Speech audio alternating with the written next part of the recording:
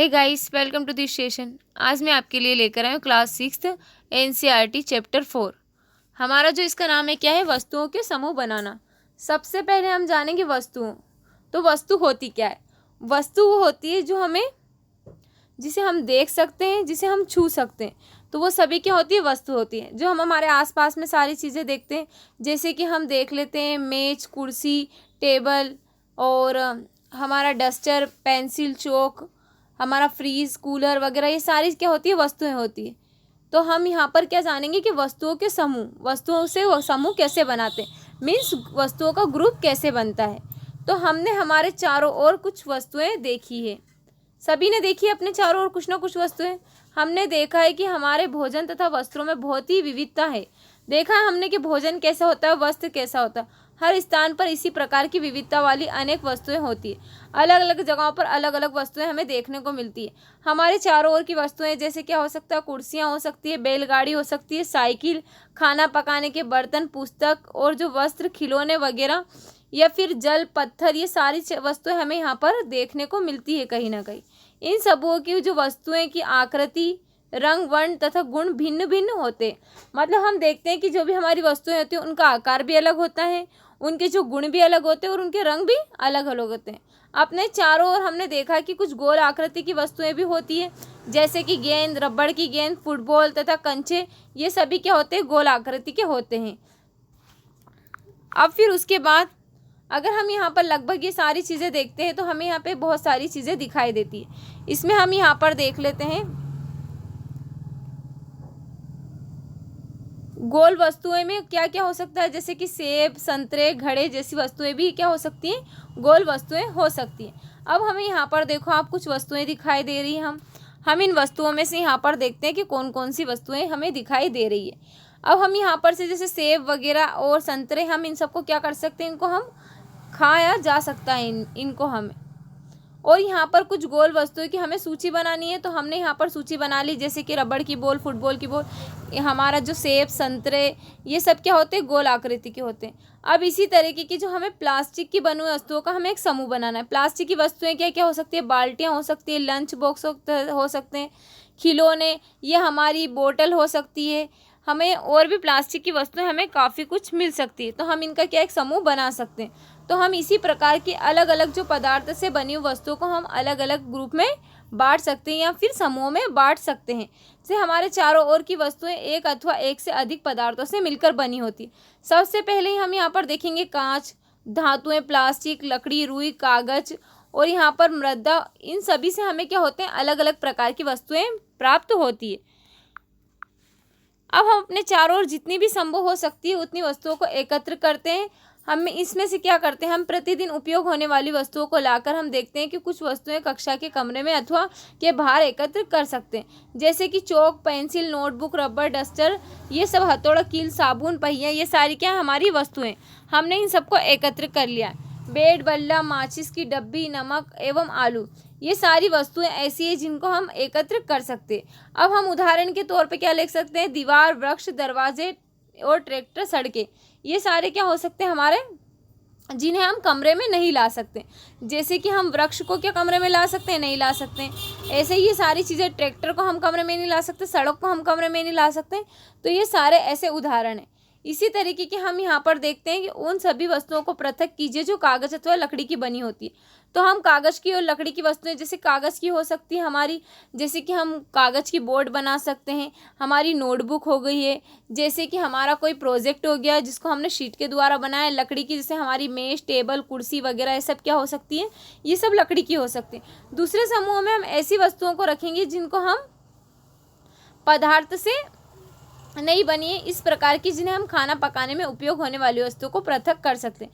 अब हमारा खाना बनाने में क्या ले सकते हैं? नमक, शक्कर, तेल, और इधर चलते हमारे कुछ सब्जियां ले सकते हैं। हम इनका सबका उपयोग काय में करते हैं? खाना बनाने में। ऐसे हमारी यहाँ पर बहुत सारी वस्तुएं हैं जिनको हम अलग अलग तरीके से यहाँ पर समूह बना सकते हैं। जैसे कि हम खाना बनाने वाली वस्तुओं का अलग समूह बना सकते हैं, जो हम दैनिक जीवन में उपयोग की जाने वाली वस्तुओं का अलग समूह बना सकते हैं। अब हम यहाँ देखते हैं वस्तुएं तथा उनके जो पदार्थ हैं ये कैसे बनते हैं। सबसे पहले होता है प्लेट, थाली। इसका इस्तेमाल हम कैसे, इसमें इस्पात, कांच या प्लास्टिक और अन्य पदार्थ शामिल हो सकते हैं। पेन प्लास्टिक का भी हो सकता है और किसी धातु का भी हो सकता है। अब हम यहाँ पर देखते हैं समान पदार्थ से समान वस्तु बनती, जैसे कि लकड़ी से क्या होता है, कुर्सी, मेज, हल, बैलगाड़ी और इसके पहिए, ये सब क्या होता है, समान धातु से बनते हैं। जैसे कागज से क्या बनती है, पुस्तकें, नोटबुक, समाचार पत्र और खिलौने। चमड़े से क्या बनते हैं, जूते, चप्पल वगैरह। प्लास्टिक से बोतल और इधर हमारा लंच बॉक्स वगैरह, ये प्लास्टिक से बन सकते हैं। रुई से हमारा क्या बन सकता है, गद्दा, हमारा लोटन, तकिया वगैरह, ये सब क्या है, काय से बन सकता है, रुई से। और हमारी जो दिए की बाती है वो भी रुई से हम बना सकते हैं। वस्तु एक ही पदार्थ से बनी होती है, तो ऐसा भी हो सकता है कि एक ही वस्तु कई पदार्थों से मिलकर भी बनी होती है, और फिर एक ही पदार्थ के उपयोग होने वाली कई वस्तुएं बनाई जा सकती है। यह कैसे निश्चित किया जा सकता है कि किसी दी गई वस्तुओं को बनाने के लिए कौन सा पदार्थ का उपयोग किया जाना चाहिए। हम अभी यहाँ पर विभिन्न प्रकार की जानकारी हम यहाँ पर एकत्र कर सकते हैं। अब हम यहाँ पर देखते हैं पदार्थों के गुण। क्या आपने कभी यह जानने का प्रयास किया है कि ग्लास के कपड़े का उपयोग क्यों नहीं किया जाता? अच्छा बताओ, अगर हम ग्लास, हमारा जो यहाँ पर ग्लास में अगर हम कपड़े का यूज़ करने लगे, हम अगर ग्लास को कपड़े में बनाने लगेंगे, तो कपड़े में अगर हम कोई भी पदार्थ डालेंगे, क्योंकि हमारा पदार्थ कैसे होता है, द्रव्य के फॉर्म में होता है। अगर हम उसको उस कपड़े के ग्लास में अगर हम जल को या हम चाय कॉफ़ी वगैरह को अगर उसके अंदर डालेंगे, तो वो क्या हो जाएगा, हमारा द्रव्य बाहर आ जाएगा। तो इसलिए हम किसका यूज़ करते हैं उसको बनाने में, कौन से पदार्थ का, कांच, प्लास्टिक और धातु का हम यूज़ कर सकते हैं। जैसे कि हम कांच का ग्लास ले सकते हैं, प्लास्टिक का, या फिर हम स्टेनलेस स्टील वगैरह इनका ग्लास हम ले सकते हैं। ऐसे ही हमारा यहाँ पर हो सकता है कि हम उस पदार्थ के गुण तथा उपयोग की जाने वाली वस्तुओं का प्रयोजन पर निर्भर करता है। अतः पदार्थों के वह सब गुण क्या होते हैं जो अपने उपयोग को महत्वपूर्ण और नीचे गुणों को विवेचना करते हैं। जैसे कि अब दिखावट, पदार्थ प्रिय एक दूसरे से भिन्न दिखाई देते हैं। जैसे कि लकड़ी लोहे से बिल्कुल भिन्न दिखाई देती है, लोहा तांबे से अथवा एल्यूमिनियम से भी भिन्न दिखाई देता है, परंतु फिर भी लोहे, तांबे तथा एल्यूमिनियम में कुछ समानताएं होती है, लेकिन लकड़ी तो बिल्कुल ही अलग हो सकती है, जो कि उसमें बहुत भिन्नता है, क्योंकि ये सभी क्या होती है, धातु होती है, और लकड़ी जो हमारी वो धातु नहीं है। विभिन्न पदार्थों जैसे गत्ता, लकड़ी, तांबे का तार, एल्यूमिनियम की शीट, चाक, छोटे छोटे टुकड़े एकत्र कीजिए। क्या इनमें से चमकीली दिखाई पड़ती है? चमकीली पदार्थों का एक समूह पृथक कीजिए। अब आपको मैं एक चीज़ बताती हूँ, धातु वो होती है जिसमें हमें चमक दिखाई देती है। जौन सी भी अगर हम किसी भी पदार्थ को या किसी भी वस्तु को देखते हैं, अगर वो चमकीली होती है, तो वो चमकीली क्या होती है, हमारी चमकीली धातु कहलाती है। तो हम इन सब का क्या करेंगे, एक यहाँ पर हम एक समूह या ग्रुप बना लेंगे, ये सारी क्या हो जाएगी, हमारी धातु हो जाएगी। ऐसे ही हम यहाँ पर देखते हैं, अब हम यहाँ पर देखते हैं कि कोई हमारी, ये हमने यहाँ पर पढ़ा, पदार्थ जिसमें इस प्रकार की धुति होती है वो क्या होते हैं, धातु होते हैं। जैसे कि लोहा, तांबा, एल्यूमिनियम, सोना, ये सभी उसके उदाहरण हैं। किसके उदाहरण हैं? धातु के। अब हम देखते हैं अधातु सामान्यतः वो धातु होती है जिनमें चमक नहीं होती है। जैसे कि हमारा हो गया लकड़ी, हमारा नोटबुक, पेंसिल वगैरह, ये सभी हमारे क्या होते हैं, अधातु होते हैं। अब हम यहाँ पर देखते हैं कठोर, जब आप विभिन्न प्रकार के, हम यहाँ पर देखते हैं विभिन्न प्रकार के पदार्थों को अपने हाथों में से दबाते हैं, तो उनमें कुछ दबाने वाला संपीड़न करना कठिन होता है, जबकि कुछ अन्य आसानी से संपीड़ित हो जाते हैं। धातु एक चाबी लीजिए तथा इससे लकड़ी, एल्यूमिनियम, पत्थर का टुकड़ा, कील, मोमबत्ती, चौक, अन्य कोई भी पदार्थ अथवा वस्तु को, पृष्ठ को खरीदने का प्रयास कीजिए। आप कुछ पदार्थों को आसानी से खरीद सकते हैं। जैसे कि अगर हमने कोई साबुन लिया है, अगर हम साबुन से अगर कोई हम उस पर कोई स्क्रैच बनाएंगे तो वो आसानी से बन सकता है, एक खरोच बन सकती है। और हम अगर जैसे कि हम लकड़ी लेंगे, लकड़ी पे भी कोई खरोच बन सकती है, चौक पर। ऐसे अगर हम कोई धातु ले लेते हैं तो उस पर हमारी क्या होती है, खरोच, आसानी से संपीड़न नहीं बन सकता है। तो वो क्या होता है, जिसपे आसानी से हो सकता है संपीड़न या खरोच, वो क्या होता है, कोमल पदार्थ। जबकि अन्य पदार्थ जिन्हें संपीड़न करना कठिन होता है, वो कौन से होते हैं, कठोर पदार्थ कहलाते हैं, जिन पर संपीड़न आसानी से नहीं हो सकता। उदाहरण के लिए जैसे हमारा रुई होता है, रुई हम क्या कर सकते हैं, उसको आसानी से हम रुई को दबा सकते हैं। हमारा स्पंज भी क्या होता है, कोमल। जबकि लकड़ी जो हमारी होती है वो कठोर होती है, लकड़ी पर हम क्या होता है, आसानी से हम स्क्रैच नहीं बना सकते। दिखावट में पदार्थों में विभिन्न गुण हो सकते हैं, जैसे धुति, कठोरता, रुक्ष, खुरदरता, चिकनाई, ये सब हो सकते हैं, इनमें अलग अलग दिखावट में दिखाई दे सकते हैं। अब हम यहाँ पर देखेंगे विलेय और अविलेय। धातुओं में विलेयता का गुण और अविलेयता का गुण होता है। कुछ ठोस पदार्थों जैसे कि चीनी, नमक, चाक पाउडर, बालू, रेत तथा लकड़ी के बुरादे, इन अमूर्तों को हम एकत्रित करते हैं। सबसे पहले हम देखते हैं कि हमारा विलेय, एक गिलास हम पानी लेते हैं और एक गिलास पानी में हम क्या करते हैं, कुछ चम्मच भरकर चीनी और दूसरे में नमक डालते हैं। तो ये सारे पदार्थ हमारे क्या हो जाएंगे, हमारे जल में विलय हो जाते हैं। जैसे कि हमारा नमक और शक्कर वगैरह ये सभी क्या हो जाते हैं, जल में विलय हो जाते हैं। तो ये क्या हो जाते हैं, हमारे विलय। इनमें क्या कौन सा गुण है, विलयता का गुण है। और ऐसे जैसे जो ठोस पदार्थ होते हैं, अगर हम उन्हें लेते हैं और वो पानी में अगर विलय नहीं हो पाते तो वो सारे क्या होते हैं हमारे, जैसे कि हमने लोहा लिया, पत्थर लिया हमने यहाँ पर, तो ये सारे क्या होते हैं, ये पानी में जल में विलय नहीं हो पाते, तो ये क्या होते हैं, अविलेय पदार्थ होते हैं। और जो जल में विलय हो जाते हैं वो कौन से होते हैं, विलेय पदार्थ। अब हम यहाँ पर देखते हैं, हमें कुछ पदार्थ दे रखे और जल में लुप्त होना या ना होना। नमक क्या होता है, जल में पूर्णतः लुप्त हो जाता है, तो ये कौन सा है, विलेय पदार्थ। अब हमने यहाँ पर चीनी देखी, चीनी भी क्या होती है, जल में पूर्णतः विलय हो जाती है, तो ये भी क्या होता है, विलेय पदार्थ होता है। बालू में जल में क्या होती है, विलय नहीं हो पाती है, तो ये क्या होता है, अविलेय। चाक का पाउडर, ये भी जल में विलय हो जाता है। लकड़ी का बुरादा है, जल में विलय नहीं होता है, तो इसमें क्या होता है, अविलेयता का गुण होता है। अब हम यहाँ पर देखते हैं, हमारे कुछ पदार्थ ऐसे हैं जो लुप्त हो गए, जो मतलब विलीन हो गए, उन्हें क्या कहते हैं, हम विलेय कहते हैं पदार्थ। और जो हमारे जो विलय नहीं हो पाते जल में, उन्हें क्या कहते हैं, हम अविलेय कहते हैं। ऐसे ही हम यहाँ पर देखते हैं, द्रव्य भली भांति मिश्रित हो सकता है। सिरका भली भांति मिश्रित हो सकता है, नींबू का रस, ये सरसों का तेल, हम तेल को देखते हैं तो तेल क्या होता है हमारा, अगर हम जल में डालेंगे तो वो क्या हो जाता है, ऊपर की ओर तैरने लगता है। अगर हम, आप देखना तेल को, अगर हम जल में कभी भी हम तेल की कुछ बूंदे डालेंगे तो ऊपर से हमको ऐसी कैसी ही दिखाई देने लगी। नारियल का तेल, ये सभी क्या होते हैं, ये जल में भली भांति मिश्रित नहीं हो पाते। सिरका, नींबू का रस, सरसों का तेल अथवा नारियल का तेल, मिट्टी का तेल, अन्य किसी द्रव्य का नमूना एकत्र कीजिए।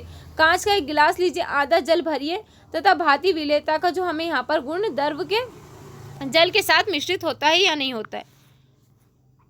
जितने अधिक अन्य द्रव्य आपको हम उपलब्ध कराते हैं, उसी में हम देखते हैं कि यहाँ पर द्रव्य जल में मिश्रित होते हैं या नहीं, हम इनका पता कर सकते हैं। कुछ गैसें होती है जो जल में विलय होते हैं, जबकि अन्य नहीं होती है। सामान्यतः जल में कुछ गैसें थोड़ी मात्रा में विलीन हो जाती है। उदाहरण के लिए जो हमारा रहता है विलीन ऑक्सीजन गैस, जो हमारा जल में रहने वाले जंतु एवं पादपों को उत्तरजीविता के लिए अत्यंत महत्वपूर्ण है।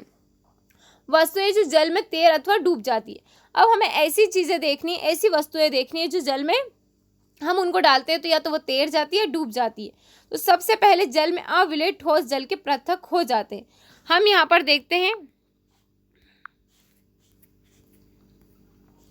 हमने यहाँ पर कुछ पदार्थ देखिए, यहाँ पर देखो, हमको यहाँ पर कुछ वस्तुएं दिखाई दे रही है। इसमें हमारा चाबी है, यहाँ पर हमारी कुछ पत्तियां हैं, हमने यहाँ पर एक लकड़ी का टुकड़ा है, कुछ पत्थर से डाले। हम यहाँ पर देखते हैं कि इसमें कौन सा पदार्थ डूब सकता है और कौन सा नहीं। आकार तैरने लगते, अन्य डूबकर गिलास की जो तली में पहुँच गए हैं। जैसे कि हमने देखा यहाँ पर सूखी पत्तियाँ व कंकड़, तो सूखी पत्तियाँ क्या होती है, वो पानी में ऊपर की ओर तैरने लगती, और जो हमने कंकड़ डाले वो कहाँ पर होते हैं, वहाँ नीचे ज़मीन में जाकर के ठहर जाते हैं। शहद की बूंदें जिन्हें आप ग्लास में जल में डालते हैं, इनका सबका क्या होता है, तो हम यहाँ पर देखते हैं तेल में यही पदार्थ तैरने अथवा डूब जाते हैं। तो हम देखते हैं जो हमारा पदार्थ होता है, कुछ तो डूब जाते हैं और कुछ तैरने लगते हैं। अब पारदर्शिता के बारे में जानते हैं हम। आपने लुका छुपी वाला खेल तो खेला ही होगा। हमने बचपन में हम सभी ने कहीं ना कहीं लुका छुपी वाला खेल तो जरूर खेला है। पारदर्शिता क्या होती है, ऐसी वस्तु है, ऐसा पदार्थ जिसके हम आर पार देख सकते हैं, उसको हम क्या कहते हैं, पारदर्शी पदार्थ कहते हैं। उदाहरण के तौर पे हम ले सकते हैं जैसे हमारा कांच, जल, वायु तथा कुछ प्लास्टिक के पारदर्शी पदार्थ, ये हम सभी इसमें क्या कर सकते हैं, हम आर पार देख सकते हैं। तो ये हमारी सारी क्या होती है, पारदर्शी वस्तुएं कहलाती। अब अपारदर्शी वस्तुएं कौन सी होती है?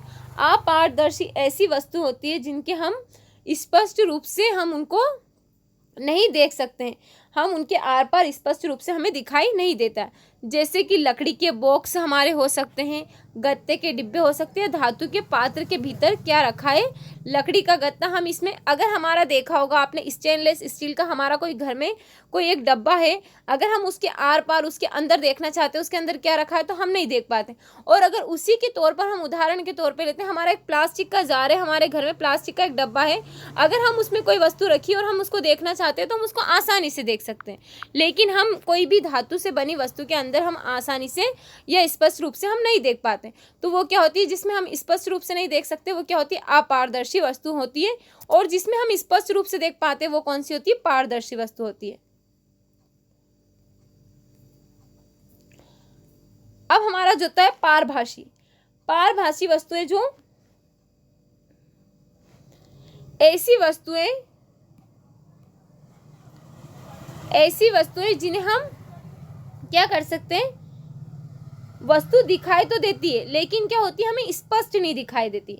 पहले हमने देखा पारदर्शी वस्तु, पारदर्शी तो होती है जिसमें हम स्पष्ट आर पार देख सकते हैं, और अपारदर्शी हम क्या हो सकते हैं, जिसमें हम देख नहीं सकते। लेकिन जो हमारा पारभासी होता है, पारभासी होता है जो जिसमें हम देख तो सकते हैं लेकिन क्या होता है, हम स्पष्ट नहीं देखते, तो हमारा क्या होता है, पारभासी वस्तुएं होती है।